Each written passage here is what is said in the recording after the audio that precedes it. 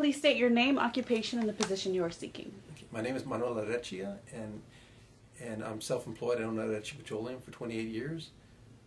And the position you're seeking. And I'm seeking the District 6 Council seat.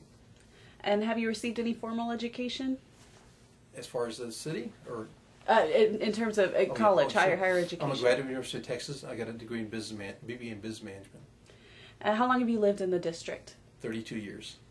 What do you think is the primary need in your district, and how do you plan to address it? The primary need in our district, I think, is commerce. I mean, we need employment of our people. There's been a lot of talk about putting out, attracting more retail to our community, but we need to go back and supply the customer for the retail stores in our district. Number one is employment. We need to have a little more employment for the people that live in our district to shop at these stores there.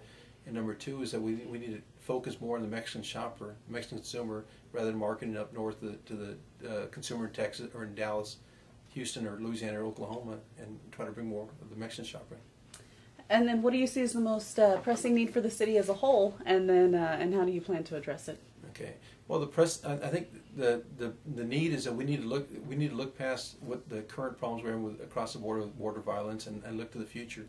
We were once the retail destination of choice from Mexico due to our geographic position here, and I think we need to go back on that, and we need to look at so we can build a new bridge in South Laredo to alleviate the flow of traffic for Mexican shopper to make it inviting them from come to Laredo to shop.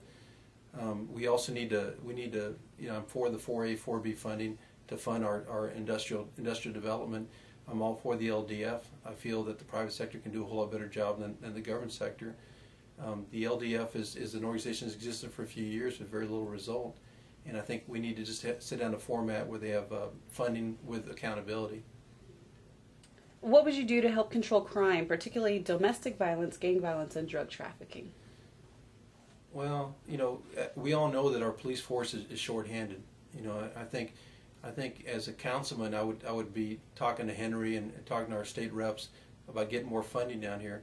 I've seen, as a retailer, I've seen the response time of some of the PD when you might have a call on a Friday night, but they have a priority list on their 911 network, and many times you're the bottom of the priority. We do need more officers boots on the ground. I've seen in the past the way the state funded by bringing National Guard down here, and you see them parked at the checkpoint, or they're basically doing nothing, playing with the dogs, or not really helping us whatsoever.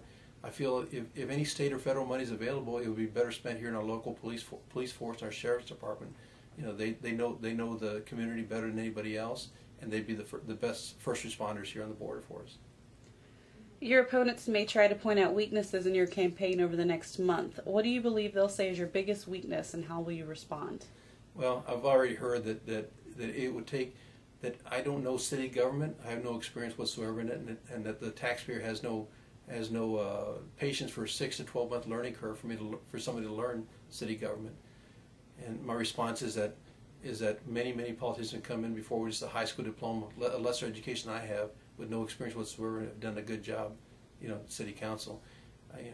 Bottom line, it doesn't take a rocket scientist to be a city councilman, and I'm an educated. I've been here just about all my life here. I know the community real well, and I think I can do a good job from the start. And final question, why should voters choose you over the other candidates? Well, like the voters have known, I've been very active, I've been very outspoken on my reader board at the Shell station. I've never done it for any kind of profit motive. I mean, it's for, when I've seen injustice, I pointed out. I'm not afraid to stand up to anybody, and I think being in city council, I will continue to do the same thing, even a whole lot more active. This ain't no career ladder move for me. I'm self-employed. I have my own business. It's a chance to give back to the community, and I think I can do a good job in city council for them.